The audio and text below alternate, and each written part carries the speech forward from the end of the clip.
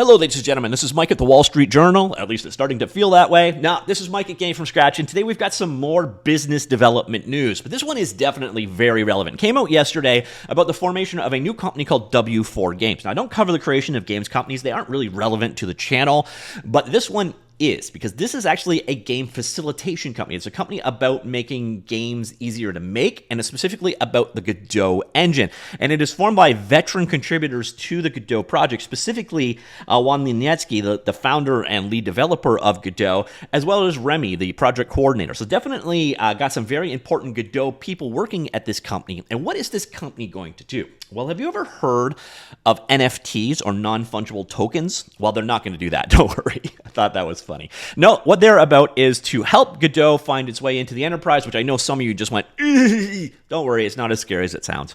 To help Godot contribute, community publish to any platform they want. That is the key one, I think, in my humble opinion. And to contribute making Godot better for everybody.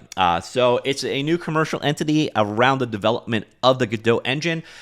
In terms of what you want to know about it, well, you can find out over at w4games.com. Now, I did make my NFT joke for kind of a reason. I got to say, W4, it's got, I don't know if you know, www is normally or abbreviated as W3. W4 kind of has that Web 2.0 NFT-ish vibe to the name, at least to me. Let me know what you think of the name in general in the comments down below. So anyways, we are pleased to announce the formation of W4 Games, a new company created by Godot engine veterans. So Juan and Remy are on board, as well as Fabio Alessandrelli and veteran entrepreneur Nicola Faronado. If I butchered your name pronunciations, I apologize. It's formed to strengthen the Godot ecosystem by providing both enterprise and independent developers with a complementary suite of commercial products and services to successfully develop and publish video games to all existing platforms in the market. By the way, to those of you that are scared, this is the keyest of the keys, by the way. So further announcement of these products will be made over the next couple weeks and months as they become available. So what it basically boils down to in a lot of cases, at least the way I see it right now, there are things that open source engines can do very well, and there are things that they cannot do well. One of those things they cannot do well is develop tools for things like Xbox and PlayStation, which require an NDA and for you to be a registered licensed developer to work with them. So you obviously can't have those things in an open source repository.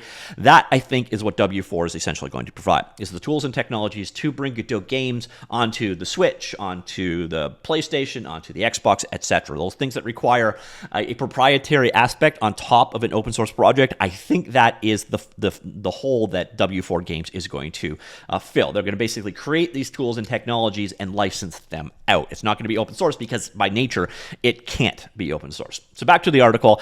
As part of our development philosophy, we want to give back to Godot whenever possible.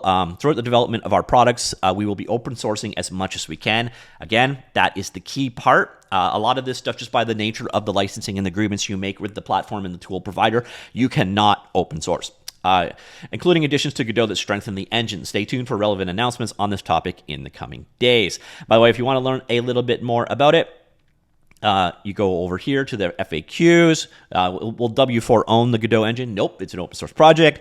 Will they control the development of the Godot engine? Well, no, but yeah, kind of. Like, this is kind of where it's not going to be any different than it is today, in that Remy and Juan are probably the most powerful people or most powerful voices in the development community anyways, and they both happen to work at W4, but it's not going to really make a functional change. Does W4 involvement mean Godot development will follow their commercial agenda? It's already developed and not controlled by blah, blah, blah. Again, it may to a certain degree go in that direction, but I don't necessarily think that's a bad thing either, to be honest. How will W4 contribute code? W4 hires Godot contributors to help Godot mature faster, make it more appealing to a broader industry. All contributions to the Godot project will be done in the open via proposals and pull requests for anyone to evaluate and give feedback, including the possibility for maintainers to reject contributions which may not fit Godot's project vision. Any code contributed by the W4 will be under the MIT license, which is what Godot is under. Will they take over funding from the Godot project? Nope. So your donations still go to, I think it's the Linux Foundation that actually administrates that. They are going to be contributing funds also. So W4 will hire additional developers to contribute to Godot directly. So in some ways, this is a secondary way of Godot being funded. So you can actually have private capital people funding the efforts here as well. Is W4 the same as other commercial companies behind open source projects such as Visual Studio Code, Qt, Android, Chrome, etc.? No. most of those project code is primarily developed and owned by a single for-profit company, which requires contributors to sign a contributor license agreement in order to contribute. The Godot project is represented by nonprofit, sorry, not Linux Group, that's O3DE. The Software Freedom Conservancy is the one that administrates the funds for the Godot project. And contributors do not have to sign a CLA. And in some ways, this is actually very similar. You can see right down here to the way that Red Hat functions. Before that, you had Xamarin, the makers of Mono and what is Xamarin's email client? Simian or something to that effect. There are companies out there that basically use this model. They contribute to a project while also profiting off the use of said project. It can be a very helpful kind of relationship. Now, I don't think Godot engine is going to suffer in this case, but I do think some of these might.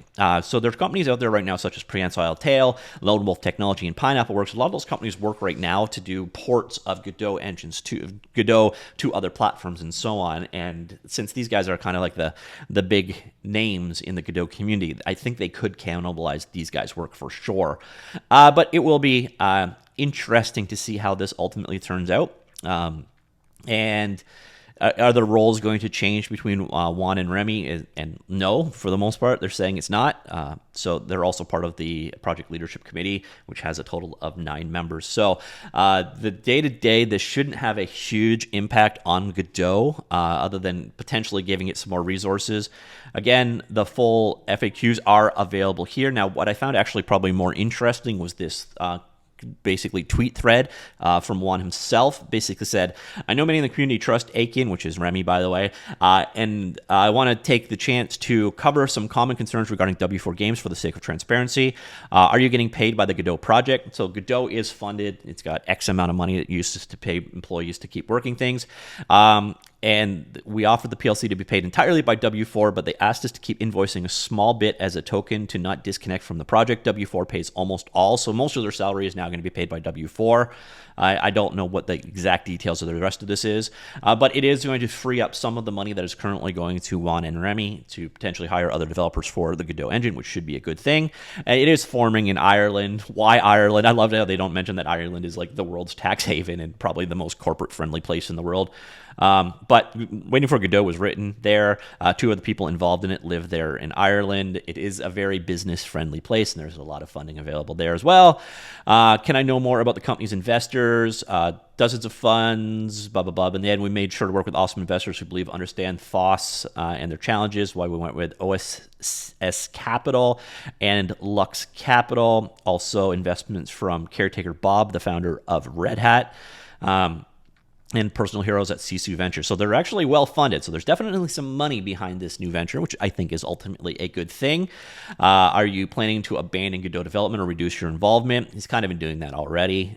They both have, but neither of them wants to depend entirely on them, which is actually good because you do not want an open source project to be entirely dependent on 1 or 2 people, because if heaven forbid something happens to those people or they get disinterested, your project suffers. So this diversification of dependency is actually a goodish thing. And then so on and so forth. Now, probably the keyest thing that you're going to want to know about is the response to this question right here from Marox. I don't exactly understand what W4 will do. And so here you see, upon licensing and approval by a console manufacturer, W4 will give you the platform code to use existing FOSS versions of Godot you can find on GitHub on consoles. So that is exactly what W4 is all about. The keyest thing that they are going to provide is tools that are not open source, because they can't be, that will enable you to develop for platforms, which is probably one of the areas where Godot really would kind of struggle against non-open source alternatives such as, Unity or Unreal Engine. I know this is actually one of the reasons why Defold isn't technically open source. And for example, their Nintendo Switch support is kind of proprietary. Well, W4 Games is going to provide those proprietary tools needed to target those proprietary environments. But they are made to work with the vanilla standard version of Godot that you and I are using and can download from GitHub today. So that is how they are going to make their money. That is why people are investing in them. And that is what they're going to do. And part of their formation should, in theory, result in a more development efforts for the Godot ecosystem. So I know a lot of you are probably wondering at this point in time, is this good or is this bad? I think At first glance, I think it's good. The biggest bad or the worst possible takeaway you could take from this is twofold. One is if you're one of those companies that currently does porting to other platforms, well, you now have a new competitor, and that ain't great for you, but that's going to be a very, very, very small number of people out there. And number two, potentially you could see Juan and Remy doing less of what they do now, and that work going to other people. So that's the ultimate biggest possible negative, but will be interesting to see if that ultimately happens. So in the end, this should result in more resources for the Godot game engine, and it should make it easier to port to commercial platforms, proprietary platforms. But I'd be interested in what do you think of W4 Games? Let me know, comments down below, and I will talk to you all later. Goodbye.